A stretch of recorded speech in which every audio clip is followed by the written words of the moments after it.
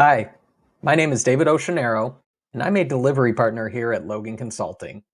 Now today I'm going to walk you through a new feature in D365 F&O called bulk editing in grids. Now this functionality is going to save users a bunch of time when updating certain fields on different forms. It can update values at both the header and line level. It no longer requires an export to Excel and re-upload back to D365 or utilizing data management to make a change. There will no longer be a need to require an IT department, develop a custom class, or develop an ongoing mass update program to update large data sets. So let's get to a quick demonstration of the functionality. So I'm going to go to my procurement and sourcing module. I'm going to go to all purchase orders. And the key thing about this feature is that you could do it both at the header and line level, which I think is a great benefit. So to demonstrate this in action, simply select two purchase orders, two unique purchase orders, 3, 4, 5. It could be sales orders, could be production orders. And what this is going to allow you to do is make edits to multiple records. So to do that, you can simply select this ellipses here, select edit selected rows. And what it's going to do is give you some pre-identified fields that you can change.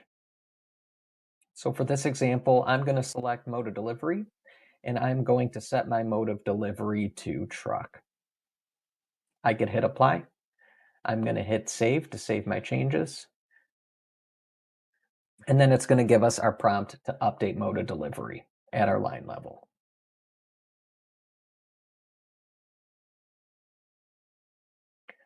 So that's what it looks like at the header level.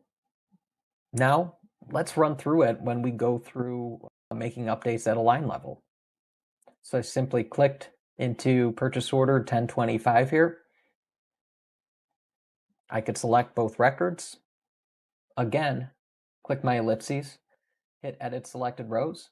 And let's say instead of bringing in my material to site 1 and warehouse 11, I could say, you know what, I'm going to bring it into my distribution site.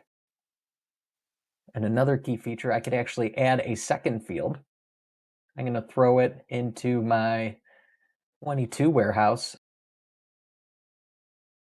I'm going to hit apply.